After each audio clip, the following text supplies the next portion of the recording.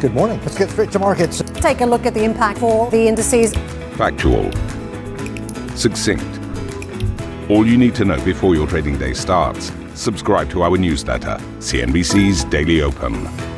Welcome to Beyond the Valley, a CNBC tech podcast with Arjun Kharpal and Tom Chitty.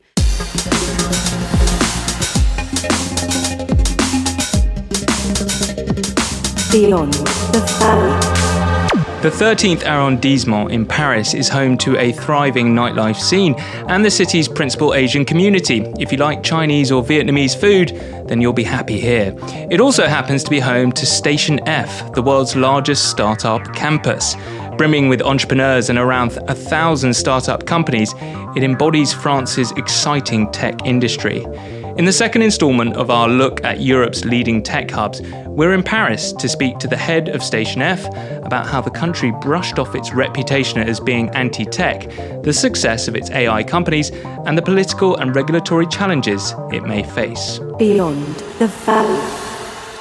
Arjun, have you been to Station F before? This is my first time. I've been wanting to visit for so many years, so quite excited to be here. It's amazing. It's amazing. As you drive up, there's a huge silver sculpture that and the beautiful design of the building. And it's amazing. Having come off the London Underground and the Eurostar and then the traffic in Paris, this is like a very serene sort of oasis. Yes, it's very calm. To describe to our listeners quickly, what it's like. It isn't a bit of an oasis. It's designed. It looks like a huge aircraft hangar actually, and there's all these sort of shipping containers which serve as sort of meeting rooms, which with glass fronted, so you can kind of see in them, but it's deadly There's so quiet. much light. I love it. We ruined the peace and quiet because we sort of came in shouting and sort of rolling across your trolley. Yeah, so. I know, we ruined the vibe. Anyway, that's what it looks like visually, but to understand what actually goes on here with the work that happens and the companies that are located here, we need to speak to the director of Station F, Roxanne Varza. Thank you for joining us on Beyond the Valley, Roxanne. Thanks so much for having me. First off, give us a bit of a backstory of this place. What's the purpose of it and how did it start? So we opened in 2017, and it was right after President Macron had been elected for his first presidency. And essentially the idea had kind of come about a few years before, obviously. We'd been noticing that especially from abroad, when people would look at the European ecosystem, they would know London, and London has all these companies that everyone knows and all the funds are based there. People actually knew a lot about Berlin. I think a couple of companies quite well known had been based there as well. And France was just kind of not on anyone's radar, even though there was actually a lot going on. So the idea behind Station F was, let's make this kind of big emblematic space, bring everyone to the ecosystem together, really facilitate launching a business, because that was really kind of felt like the hurdle was getting people up and running. And so that's essentially what we've been doing. Okay, let's find out a little bit about yourself, because I know that in some French media you have been called the Queen of Tech, amongst other titles, all very positive. I'll let you decide that. But you're also Scout Investor for Sequoia Capital, which we'd like to talk a little bit about. But what makes you the right person to be director here? How did you get selected for that role? God, so many people ask me this, and I wish I knew what was going on in our founder's head when he picked me. So, I mean, I have to say, I grew up in the U.S. in Silicon Valley. I born and raised in Palo Alto. I moved out to Europe about 15 years ago. At the time, it was to do a master's degree, and I just fell in love with this ecosystem. Having come from the Bay Area, it felt like so many things existed over there, and here there was so much opportunity to build and to have an impact.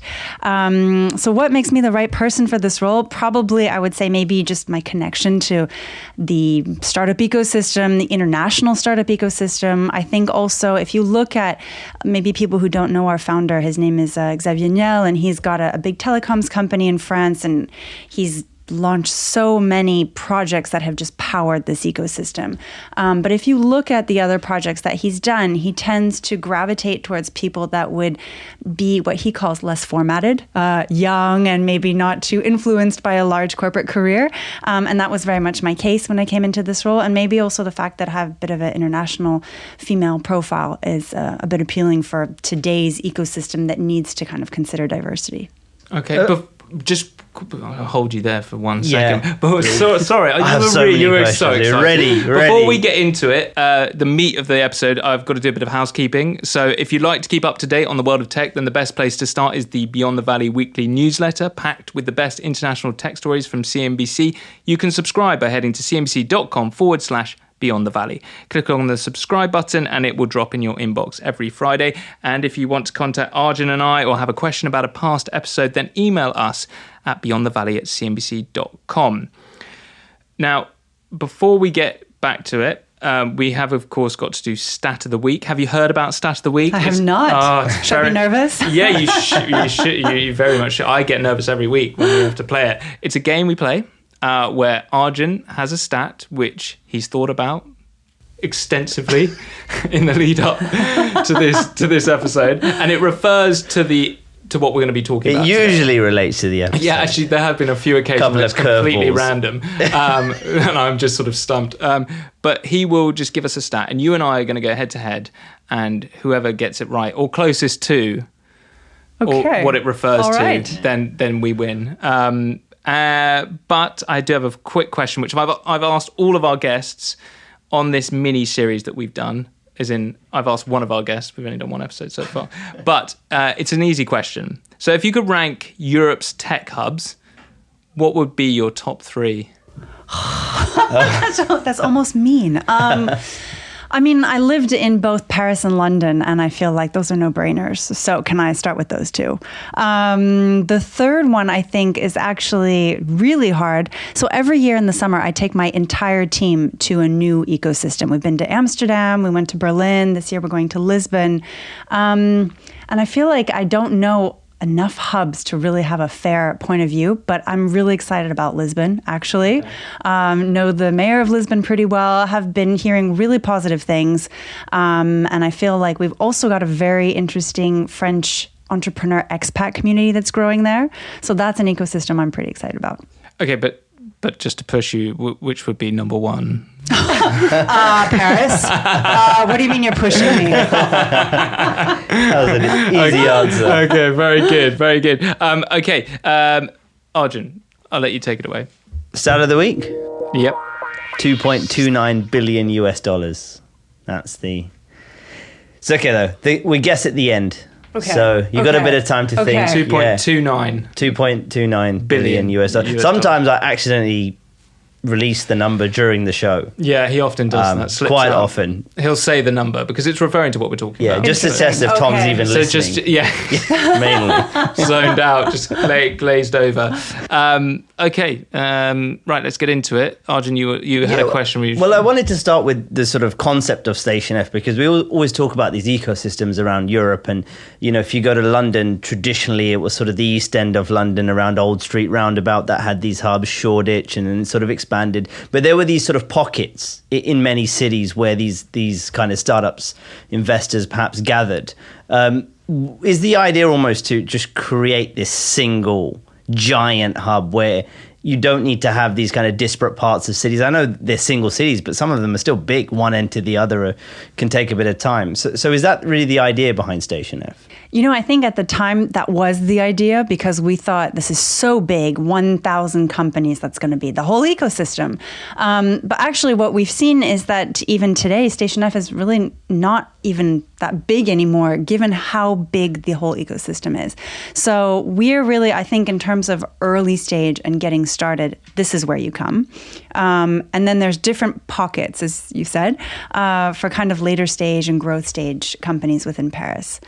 And Roxanne, what year did you take? It was 2017? Was the launch in the summer. And is that when you took over the role here? I started 2 years before. 2 years before. Yes. So I think we're on so many years now. I think so many things have changed. I remember sort of visiting Paris at the time, and there were riots or protests even from the taxi drivers around Uber. Yes. And you know, many had from the outside look to that and say, well, this is just underscores at this point France's broader sort of antithesis to technology and change and innovation.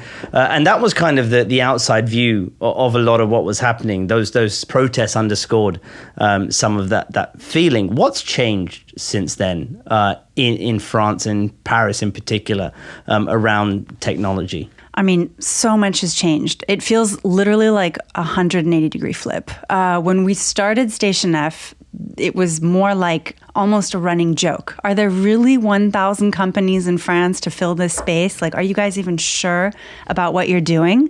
Whereas today, people are looking at this ecosystem and going, is that the leading ecosystem in Europe? Is everybody building an AI company in Paris?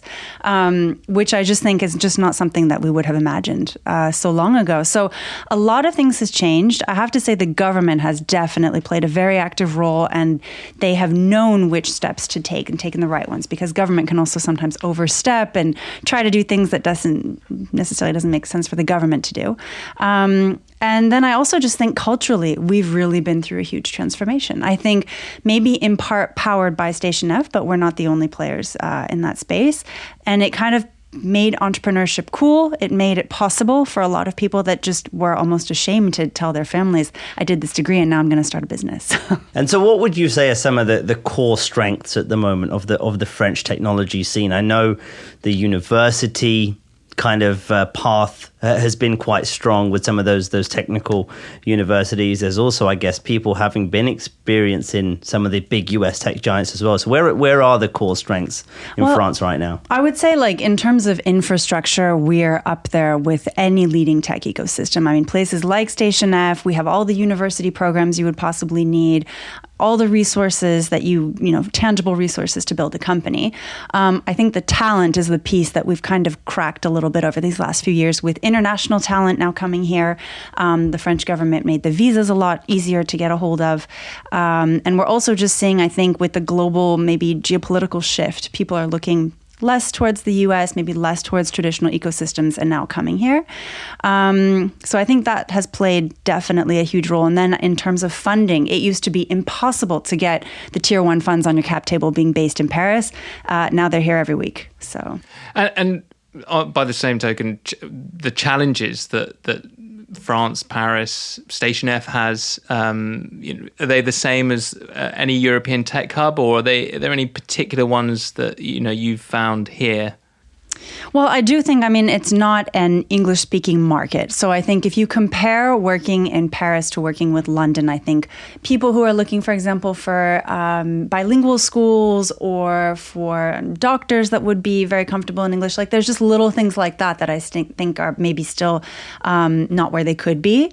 But otherwise, if we look at just the ecosystem and from a business perspective, I think working here is as good as any other ecosystem, if not better.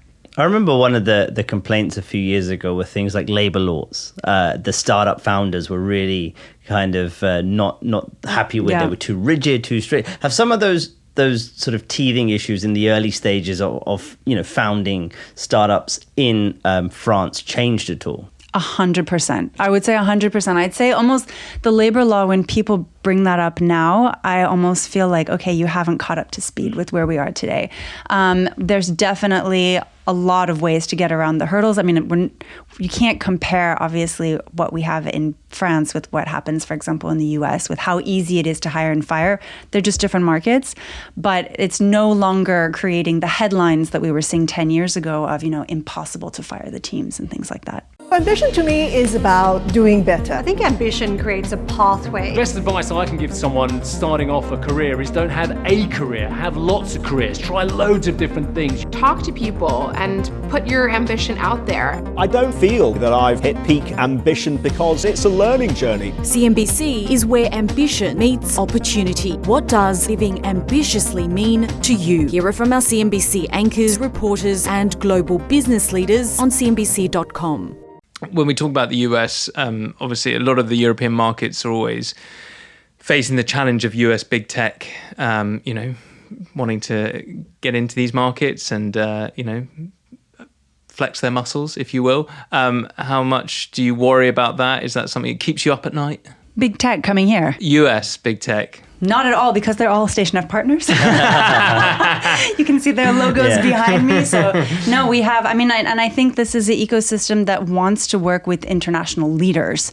If they be French, if they be Chinese, if they be from the US, whoever they are, I think the entrepreneurs here want to work with those companies. And all of the US leaders are present and have been present for a long time. It's a good chance, I think, then to talk about artificial intelligence. Very difficult to have a conversation these days in tech without talking about that buzzword. But, France for sure has been in the headlines with companies like Mistral and H and all of these different companies as well, raising very large sums of money as well. Look, Europe just more broadly lost out, let's say, in the internet age to the big US tech giants when it came to social media, search, all of those kind of things. What kind of opportunities does the boom in AI we're seeing present for French companies and for European companies more broadly to compete on the global stage? I think you're absolutely right. You just put your finger on it. So I think there was this feeling of we missed out from kind of that first generation of the internet, essentially. Even though there were many excellent companies that were built here, they just didn't compete on the same level. And I think today there is a bit of this race to be competitive on that level. And when we had Mistral's, mega first round, everyone thought, okay, that's wonderful, but it's one round, it's one company.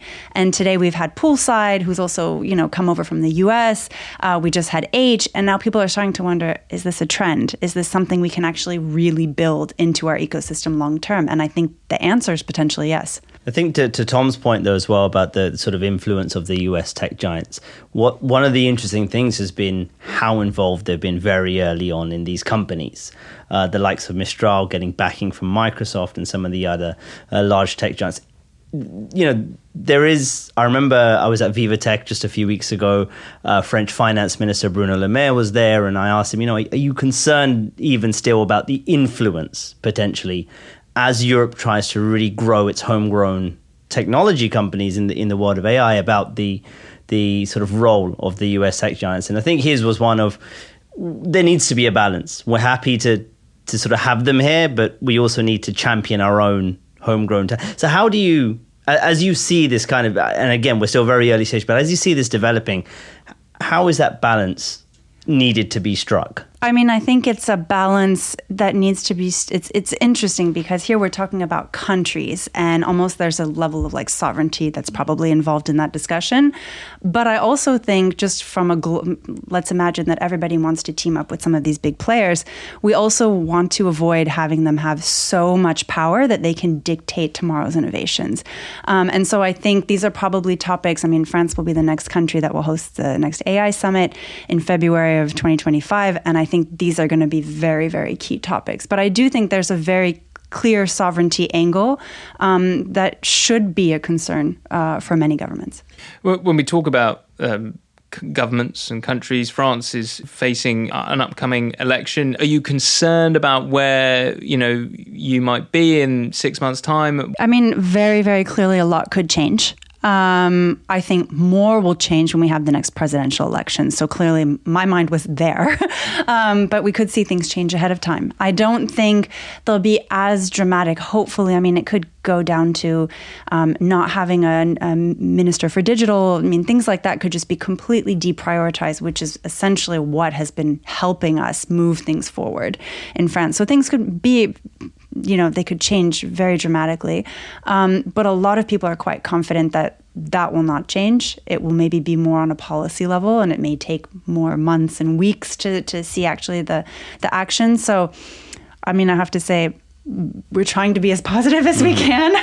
well, one of the concerns I read was that if there is, this sort of resurgence of the far right and there's negative impact on things like immigration policy, that could affect access to talent from abroad, right? 100%. The real issue is if you look on both extreme sides of the spectrum, they send not great messages to foreign talent, to foreign investors, what have you.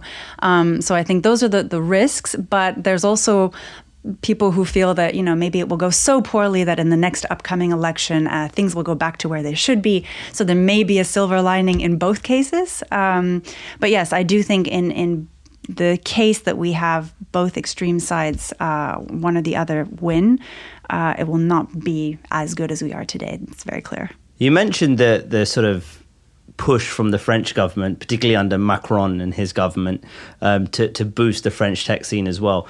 Another sort of reputation Europe more broadly has had is one of regulation over innovation. And to some extent, that still reigns. We saw the big sort of EU AI Act pass as well. But it feels like President Macron in particular has sort of tried to bring the narrative back to, no, we can innovate, but we also do need to regulate as well. Under sort of Macron, what have been for you the kind of big positives that have come out of his presidency and tech push more broadly? Oh, wow. There's been so many. I will say that I think he's done a lot for international visa. The visa scheme was overhauled. I think it was the same year that we launched Station F, and we saw the impact immediately. Late stage funding. The funding landscape has just transformed. Before, we used to feel like, there's no early stage funding and there's no late stage funding. And today, I just feel like all the gaps have been filled. But why is that, though? The government, I think they've really gone out and tried to work on either implementing policies that would encourage people to invest in early stage, whether it be through tax breaks and other things like that. Those are more recent. But he's actually gone out and essentially gathered up the capital needed for some of those late stage funding initiatives. So I would say those are probably the two biggest ones. But then there have also been little adjustments to kind of labor law and things like that we mentioned earlier that have just kind of cleaned things up quite a bit. So I would say just across the board, we've just felt things always going forward, never going backwards, which had definitely been the case previously. That funding gap with the US does still remain. Not just here in France, this is a broader European issue as well.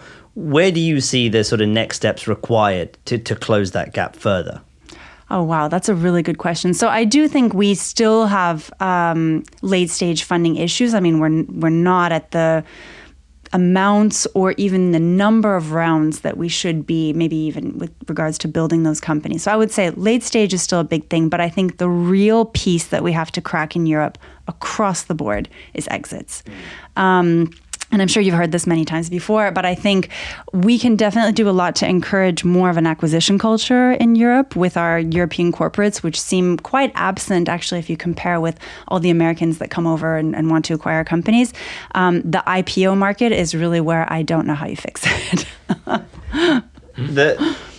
I was on the roof of the London Stock Exchange. When was this? Last week, Tom? Yeah, I think it was. Well, we talked about it last week. Did you like my humble brag? Well, I was on the roof of the London Stock Exchange 2 weeks ago. So well, before me? Yeah. Oh, wow. Okay, I don't feel so special anymore. But it was a stunning view. No, Roxanne just feels left out. I do. I was never there. Yeah. Well, look at the place she gets to work every day. I think you're fine, Roxanne. Yeah, you're completely fine. Yeah, don't worry. It was windy. It was great. It's standard London. Good. But it was the IPO of a company called Raspberry Pi, the computing startup that's been around for, I think more than a decade now. And there was big fanfare, confetti cannons and lots of noise. For an IPO, I think that valued the company just over about $500 million.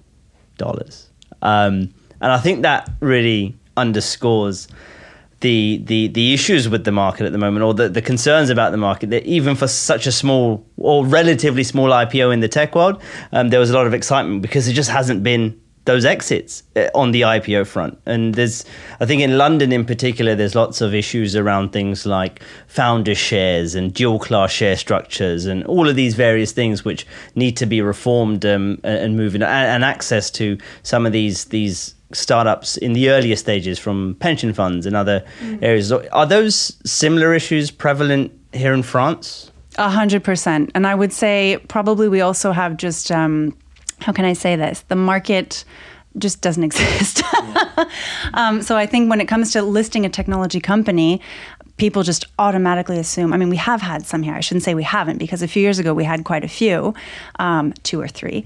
But I think today just anybody who wants to go public just will not look at this market, given what the track record that we've had. And it feels like a pivotal time, because if you've got companies like Mistral raising these sums at astronomical valuation, thinking even 2, 3, 4 years time, what they're going to be valued at. The market doesn't exist for them to go on, an IPO at maybe $100 billion valuation potentially in a few years. 100%. Right, 100%. They have to go to the US, right? Exactly. I suspect the European politicians will be looking very close. Oh, they are looking at it. Yeah. But what do you do? What do you do? Yeah, they're talking about harmonized rules across the EU and various other things, but that's a bit... The other point you brought up was the M&A side of things. So European corporates not as active in terms of buying or acquiring technology companies. Yes, and I can really speak to the French market when I say that. I don't know if it's the case across Europe, but it is a feeling that I have. At Station F, we have a ton of early stage companies, and we've got all the American corp dev teams that show up here, and we've had very few of their French counterparts. And I think it just points to the fact that culturally they're probably less aggressive in that space. In some cases, they don't even have corp dev teams. So I think that's definitely something that we can work on building.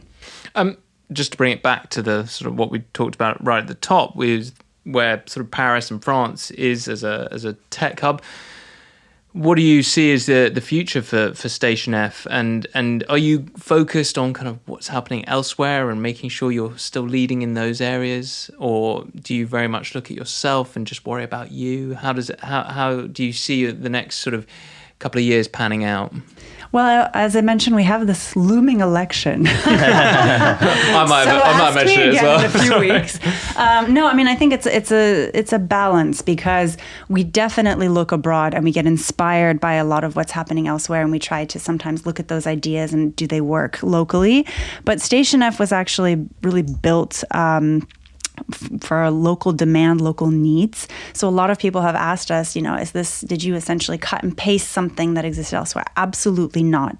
We asked all the entrepreneurs around us, essentially, not just entrepreneurs, but everyone in our ecosystem, what works well, what's needed, where do you have difficulties? And some of the stuff we've built is just really, you would never see it outside of France. For example, we have 30 public services, state government services, right on campus. That's probably not something you'll see in the US because they don't need that type of interaction with the government. But here you need it. And so we really try to build stuff that people tell us they need. And so that's what we'll continue to do.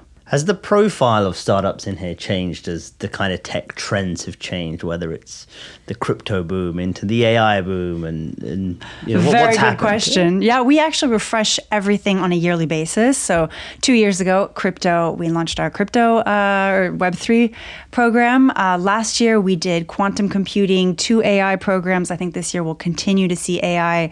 I'm hoping we can boost climate tech a bit more. I think that's another place where Europe really has a possibility to shine. But what have I seen in terms of kind of evolution of our entrepreneurs? It used to be a lot of first-time entrepreneurs, very young, fresh out of school. Today, we're seeing more and more repeat entrepreneurs. I think over 50% of the entrepreneurs we have on campus have already created a business. And I think it points to the maturity of our ecosystem as well. And you're building a hotel. Yes, we have a lot of extension projects. We have a hotel that's being List built. them now. We've still got 5-10 minutes. How long is it going to take? Just enough time. No, we launched housing in 2019. So I have 600 people that live in our housing component, and we're kind of finishing that. We have a restaurant there. We're going to have a sports facility. So there's some other things that we have on site. It's about 15 minutes away. Later this year, we're launching, it's right outside the building, but it's essentially 12 spaces that will complete the offers that we have for entrepreneurs. So they wanted more healthier food options, bike repair, smartphone repair, podcast studio. So those kind of services will be available next to us. And the hotel, of course, in 2 to 4 years. Fantastic. Well, that is all we have time for, but we have, of course, got to do Stat of the Week. Have you been thinking about it whilst you've been answering? Is it Elon's next pay package? I don't know. That was a good guess. It seems a bit much, but maybe not. A bit low. Just 2.29. Yeah. That's Tom's next pay package. Yeah. $2.29 billion. Exactly. Just for Q1. Anyway. So that is the Stat of the Week. $2.29 billion. Any guesses? Roxanne, would you like to go first? You can choose to go second or first. I'll go second. Okay. Second. I'll go second. Tom, it's on you. value, I always go with the value, of France's AI market in 2025 projected? On the right-ish tracks, but no cigar. No cigar, Okay. yeah. Amount invested in AI since the beginning of the year? No. Close, really close. Closer. Way closer. So I won. Way closer. So I won. All right. Yeah, I'll do one more. One more round of guesses. One more. Yeah, no, you go again. You I go think you're again, gonna get it. Roxanne. Yeah, because you were close. You should get a second go to dear. nail Oh, the dear. number. Oh, man. What was the last valuation of? No, it cannot be Mistral's. No, they were valued at more. Yeah, they it was were more. valued at way Was it more. Mistral's valuation? No. Oh, I don't know. Was it? It can't be how much we raised as a global volume for the first half of the year. Oh, no, you're no. kind of. Is it you're no? like knocking at the door. Is No, it Station ouch. F focused? No. Okay. Because I would know those numbers. Yeah, of course you would, of course. Yeah. But I thought I could make you feel really silly there. I don't know. Okay. You're gonna have to so guess. I'll give this one to Roxanne. Yeah, she of was course, naturally. super close. Yeah, sure. So it was the amount French generative AI startups have raised to date.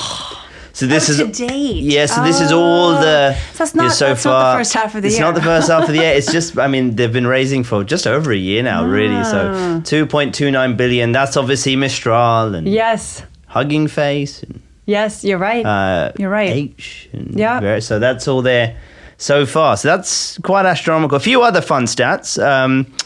So the top 5 cities for generative AI startup creation across the region. London, number 1, 27% of Gen AI startups from London. Tel Aviv, 13%, Berlin, 12%, Paris, 10%, and Amsterdam, 5%. Even though Paris is 4th in terms of Gen AI startup creation, it has the highest levels of funding. Thanks to Not bad. some of those aforementioned companies there. Nice way to pull it back. Otherwise, we were just about to leave Roxanne. I know, I was about to be depressed. Yeah, and you're like, that's like, Arjun, what are you doing? No, It was I just going thought it so was, well. Yeah. By the way, But it you're shows off. you how much traction the French companies in particular are getting right now. Absolutely. Absolutely. Okay, that is all we have time for. I know you need to shoot off. You're a busy person. If you would like to follow and subscribe to the show, you can. And you can also rate the podcast, which would be great. 5 stars if you want. Thank you, Arjun. Thank you, Tom. Thank you, Roxanne. Thank you. We'll be back next week for another episode of Beyond the Valley. Goodbye.